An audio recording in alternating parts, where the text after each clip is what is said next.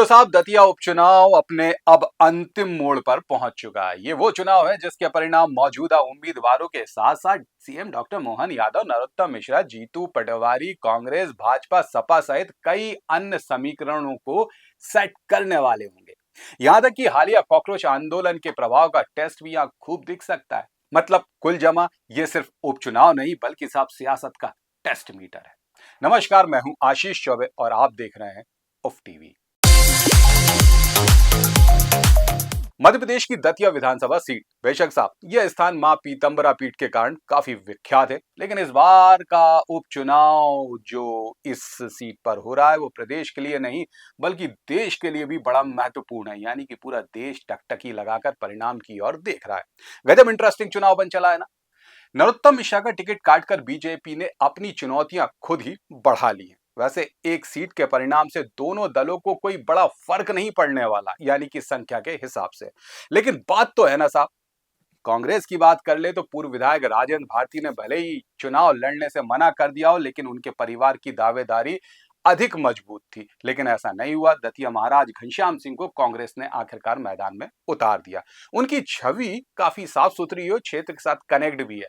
लेकिन दतिया की विकास की बात करें तो क्रेडिट तो साहब नरोत्तम मिश्रा को ही जाता है ना। उनका पिछला चुनाव हारना दतिया के साथ ही उनके लिए भी बड़ा सेटबैक साबित हुआ। कांग्रेस के पूर्व विधायक राजेंद्र भारती ने भले ही चुनाव लड़ने से मना किया हो, लेकिन चर्चा है क्या उनके परिवार को टिकट नहीं दिया जा सकता था। लेकिन इसके पीछे कांग्रेस की आंतरिक राजनीति मानी जा रही है। राजपूत लावी के समर्थन में घनश्याम सिंह को टिकट आखिरकार मिल गया। वह पहले भी विधायक रह चुके, इसलिए उनके परफॉर्मेंस का आकलन पहले से ही उपलब्ध है, यानी कि वो क्या कुछ कर सकते हैं। अगर नया प्रत्याशी कांग्रेस उतारती तो बेशक उसकी संभावना बेहतर हो सकती थी, लेकिन ऐसा नहीं हुआ। कांग्रेस के लिए भीम आर्मी पार्टी के प्रत्याशी भी नुकसानदेह साबित हो रहे हैं। पिछले चुनाव में उन्हीं के कारण घनश्याम सिंह सेवड़ा से चुनाव हार गए थे। इस बार उन्हें कांग्रेस से टिकट मिलने की उम्मीद थी, लेकिन नहीं मिला तो वो दूसरी पार्टी से चुनावी मैदान में उतर गए। कांग्रेस उन्हें भाजपा की बी टीम बताने की पूर्ण कोशिश कर रही है। अच्छा, बीजेपी की जो प्रत्याशी है ना, पहली बार विधानसभा का चुनाव लड़ रहे हैं। बारी नेता करार जरूर दिया जा रहा है और बेशक नरोत्तम को टिकट नहीं दिए जाने के बाद कार्यकर्ताओं में असंतोष भी काफी है। भाजपा संगठन के लिए परीक्षा की घड़ी होगी 100%। नरोत्तम ने सार्वजनिक रूप से बीजेपी के लिए काम करने का संकल्प दोहराया। कांग्रेस भले ही यह प्रचारित कर रही हो साहब कि अंदर खाने बीजेपी में भीतर घात हो रहा है, लेकिन ऐसा होना संभव ही नहीं है, क्योंकि नरोत्तम मिश्रा बेहतर जानते हैं कि आशुतोष की हार उनके आगे के सियासी सफर के लिए बड़ी घातक साबित होगी।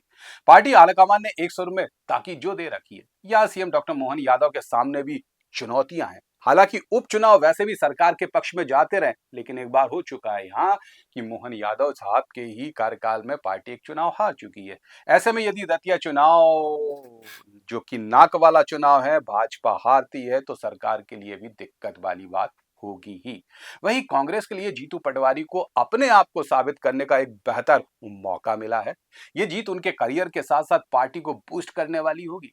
तो ताकत लगा रखी है कांग्रेस ने भी। वैसे यदि हम बात करें तो दोनों पार्टियों के लिए तनाव है, क्योंकि दतिया में जो जातीय समीकरण है ना, वो अभी भी किसी दल के साथ एक तरफा होते हुए नहीं दिख रहे हैं। एक बात और कि ये क्षेत्र उत्तर प्रदेश से सटा हुआ है। यहाँ की राजनीति और परिणाम यूपी में भी अपना प्रभाव डालते हैं। बेशक अगले साल उत्तर प्रदेश में चुनाव संभावित है, इसलिए दोनों दल दतिया चुनाव को अपने अपने पक्ष में करने की पूर्ण कोशिश करेंगे।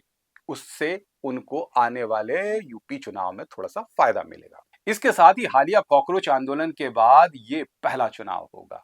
साबित करेंगे परिणाम कि युवाओं का किस पर भरोसा बढ़ा और किस पर घटा है, ये भी स्पष्ट हो जाएगा, है ना।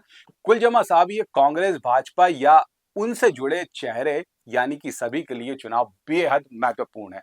मतलब इस चुनाव के परिणाम किसी का कद बढ़ाने वाले साबित होंगे तो ऑफ किसी के लिए संकट लाने वाले।